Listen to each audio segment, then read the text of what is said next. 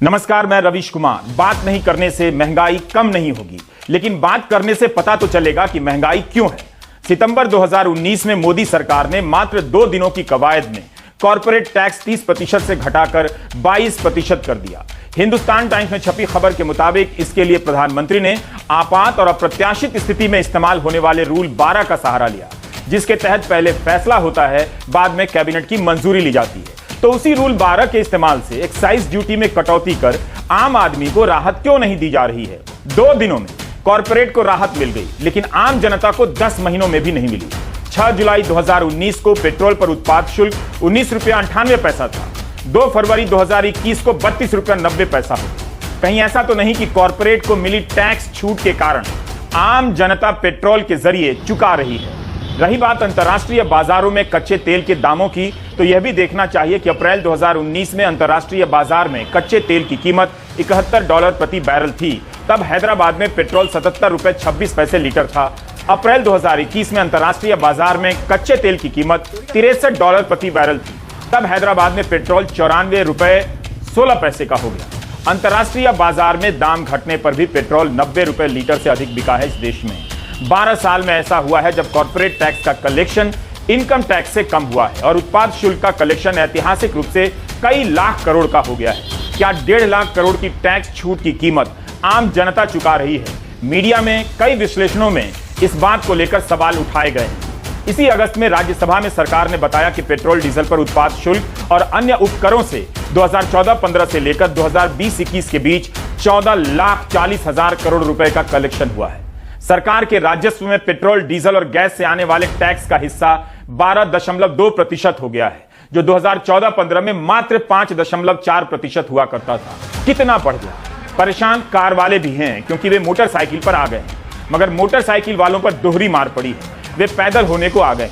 2014 में पेट्रोलियम मंत्रालय ने नेंसल कंपनी से एक सर्वे कराया। उसमें यह बात निकल कर आई कि पेट्रोल से जितना भी टैक्स आता है सरकार को, उसका 61% हिस्सा 2 व्हीलर वालों से आता है। कार वालों का हिस्सा मात्र 34% है। यूपी के एक मंत्री उपेंद्र तिवारी ने कहा कि 95% जनता पेट्रोल का इस्तेमाल नहीं करती। इससे अधिक झूठ और क्रूर कुछ नहीं हो सकता। 2014 का यह सर्वे है। उस समय दिल्ली में पेट्रोल $72.43 का हो गया था और जनता का गुस्सा उबल रहा था। लेकिन आज दिल्ली में 109 रुपए लीटर पेट्रोल है और जनता शांत है। दावे के साथ नहीं कह सकते कि वह खुश भी है।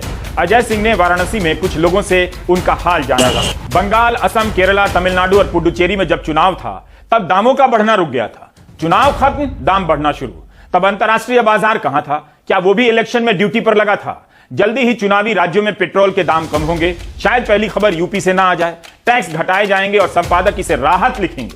महीनों तक जेब से निकालते रहिए और जब अठन्नी चवन्नी बच जाए तो छोड़ दीजिए, हेडलाइन में छपवा दीजिए कि राहत मिली है। पेट्रोल के दाम 35 पैसे बढ़ते बढ़ते आज पेट्रोल 31 दिनों में 7 रुपया महंगा हो गया। 108 रुपए से लेकर 120 रुपए लीटर देश भर में बिक रहा है। 2014 के चुनाव में बीजेपी के पोस्टरों पर एक नारा होता था, बहुत हुआ जनता पर पेट्रोल डीजल की मार, अब की बार मोदी सरकार। सरकार बदल देने में पेट्रोल के दाम का भी रोल था। लेकिन आज सरकार ही कह रही है कि कच्चे तेल का आयात बढ़ गया है, पेट्रोल डीजल का उपभोग बढ़ गया है। यही हाल खाद का है। 2 सितंबर के इंडियन एक्सप्रेस में हरीश दामोदरन ने विस्तार से अपनी रिपोर्ट में लिखा है। बताया है कि 31 अगस्त तक कई प्रकार के खाद का स्टॉक काफी कम था, जिसके कारण अक्टूबर और नवंबर में होने वाली रबी की बुआई के समय भारी संकट आने वाला है। साल दर साल खाद का आयात कम होने लगा है। 2019 के 31 अगस्त को भारत में डीएपी का स्टॉक 62.48 लाख टन था। 2021 के 31 अगस्त को मात्र 21,59,000 टन रह गया। 40 लाख टन की कमी का यह असर तो होना ही था। अगस्त में पता था सरकार को संकट आने वाला है, लेकिन अक्टूबर बीतने पर आयात कर रही है और सीधे जवाब देने के बजाय कह रही है प्रधानमंत्री ने सब्सिडी बढ़ा दी है। क्या खाद्य संकट की जिम्मेदार केंद्र सरकार नहीं है? जब अगस्त में स्टॉक कम हुआ, तब सरकार ने वॉर रूम क्यों नहीं बनाया? कई जगहों से किसानों के लाइन में ही मरने और आत्महत्या करने की खबरें आ चुकी हैं। अनुराग द्वारी ने 44 साल के किसान धनपाल यादव की खबर ट्विटर पर डाली तो ट्विटर ने उनका अकाउंट सस्पेंड कर दिया। सिर्फ इस बात से 44 साल के धनपाल यादव ने आत्महत्या कर ली क्योंकि उन्हें खाद नहीं मिल रहा था। आज भी मध्य प्रदेश के पिपरोल गांव में एक किसान ने आत्महत्या कर ली। आखिर जब पता था कि खाद का आयात कम है, स्टॉक कम है, तो सरकार ने क्या किया? आप सारे बयान निकाल कर देखिए। केवल इसी पर जोर है कि सब्सिडी बढ़ा दी गई, हेडलाइन के लिए। किसान खाद मांग रहा है, सब्सिडी बढ़ी तो खाद क्यों नहीं आया, उस सब्सिडी का क्या हुआ। हरियाणा में भी खाद न मिलने से किसान परेशान है। पूरा का पूरा परिवार कई दिनों से लाइनों में लग रहा है। बुवाई का सीजन निकला जा रहा है और खाद का पता नहीं। बताया जा रहा है कि कोई वॉर रूम बन गया है। सुनने में अच्छा लगता है, बड़ी हेडलाइन बन सकती है, लेकिन यह नहीं बताया जा रहा कि जिस संकट के लिए वॉर रूम बना है उसकी नौबत किस वजह से आई। हमारे सहयोगी सुनील रविश को किसानों ने कहा कि 2-2 दिन लाइन में लगे रहे, खाद नहीं मिला। थाने में किसानों को लाइन लगाकर खाद बांटा जा रहा है। पुलिस इन दिनों खाद बांट रही है। खाद के लिए लाइनों की यह तस्वीर बता रही है कि गोदी मीडिया का टेलीस्क्रीन आपको अलग देश दिखाता है और एक अलग देश है जो खाद के लिए लाइनों में है वो नहीं दिखता। देश के कई इलाकों में किसानों पर लाठियां चली हैं। हरियाणा के महेंद्रगढ़ के अटेली में खाद लूटने के आरोप में कई किसानों पर मुकदमा हो गया। अनुराग द्वारी ने बताया कि मंगलवार को मध्य प्रदेश के बिना में किसानों ने रेल रोक दी। खाद न मिलने से किसान गुस्से में थे। मध्य प्रदेश की 3400 सहकारी समितियों में खाद नहीं है। राज्य को 6 लाख टन यूरिया की जरूरत है, लेकिन करीब 5 लाख टन यूरिया ही आवंटित किया गया है। उसमें से भी करीब 2,40,000 टन ही दिया गया है। वही हाल डीएपी का है। इस संकट ने देश के ग्रामीण इलाकों में भूचाल पैदा कर दिया है। किसानों की हालत से मध्यम वर्ग परेशान नहीं है, मध्यम वर्ग की हालत से कोई परेशान नहीं है। आर्थिक रूप से तबाह हो रहे लोग धार्मिक मुद्दों में स्वर्ग खोज रहे हैं। आर्थिक रूप से असुरक्षित जनता को धार्मिक रूप से भी असुरक्षित कर दिया गया है। आर्थिक मुद्दों के लिए कोई संगठन नहीं, धार्मिक मुद्दों के लिए तरह तरह के संगठन तलवार और लाठी लिए चले आ रहे हैं। कहीं मस्जिद पर हमला है तो कहीं नमाज ना पढ़ने देने की जुलूस निकल रही है। आखिर आप कितनी नफरत करेंगे? क्या आपको इसकी परवाह है कि यह नफरत आपके ही बच्चों को दंगाई बनाते जा रही है?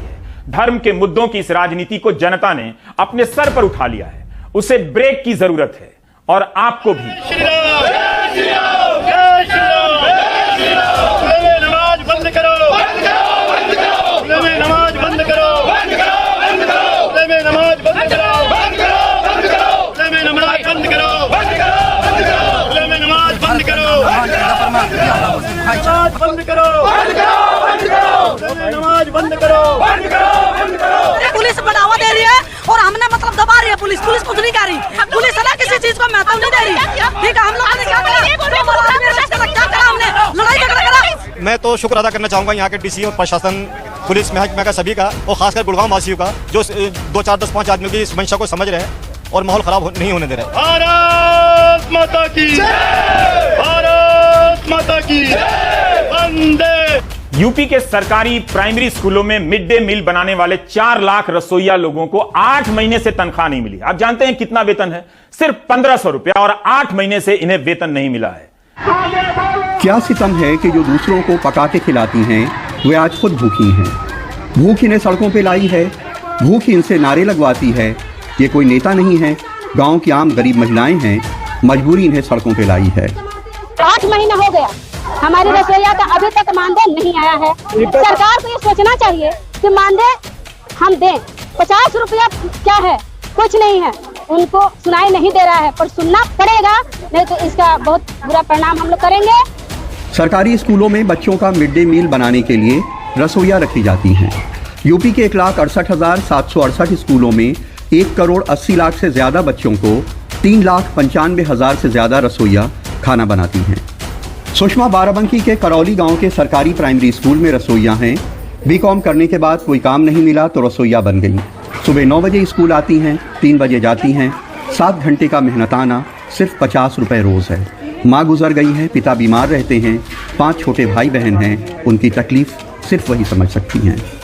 6 लोगों का सर परिवार है सर, बहुत ज़्यादा दिक्कत होती है सर। 1500 में कुछ हो नहीं पाता है सर। 1000 रुपये का तो सिलेंडर है सर, बाकी बचे 500, तो सर 500 में क्या खरीदे? तेल भी इतना महंगा है, चावल आटा महंगा है सर। हम लोगों की ज़रूरतें पूरी नहीं हो पाती हैं। खर्चा कैसे चलता है? उधार सर उधार लेते हैं, और उधार सर मिलता भी नहीं है, क्योंकि 8-9 महीने में हम लोगों की सैलरी आती है, तो इतने दिन के लिए उधार कोई नहीं देता है। एक ऐसे दौर में जब एक मजदूर को भी 350-400 रुपए रोज मजदूरी मिलती हो, इन्हें सिर्फ 50 रुपए मिलते हैं। वो भी 8-8 महीने तक पैसा नहीं मिलना, कहाँ का इंसाफ हो सकता है? काली देवी सोनभद्र जिले में बिहार बॉर्डर पे दुद्धी प्राइमरी स्कूल में रसोइया हैं। ये कितनी गरीब होंगी कि 50 रुपए रोज की मजदूरी पे सालों से काम कर रही हैं। इनका 21 साल का बेटा विकलांग है, काम नहीं कर सकता। मिड डे मील बच्चों से बच जाता है तो उसे खिलाने ले जाती हैं। 5-6 महीना से नहीं मिला है, और हम हमारे बच्चे लोग, हमारा लड़का है तो विकलांग है, 30 बरस के है, आज 6 साल से विकलांग है। वही अपना कैसू मांग जात के काम चलाते हैं, यहाँ से बनावल चावल वो ले जाते हैं तो खिलाते हैं उन लोग के। सविता सहारनपुर के गागलहेड़ी प्राइमरी स्कूल में रसोइयाँ हैं। वो अपना काम तो वक्त से करती हैं, लेकिन उनको पैसे वक्त पे नहीं मिलते। परेशान हैं कि बिना पैसे त्यौहार कैसे मनाएंगी। क्या समय पर पैसा मिल पा रहा है आपको? नहीं जी, 5 महीने हो गए, महीने के मिले ही नहीं। तो फिर दीपावली कैसे मनाएंगे? बच्चों पर ऐसा आएगा तो मना ही लेंगे, नहीं फिर अंधेरे में आएंगे जी। कैसे मनाए बिना पैसे के जी। बलिया में करुणा सिंधु, सोनभद्र में प्रभात, सहारनपुर में अशोक और बाराबंकी में सरफराज और विनीत के साथ कमाल खान, एनडीटीवी इंडिया। आप देख रहे थे प्राइम टाइम। नमस्कार।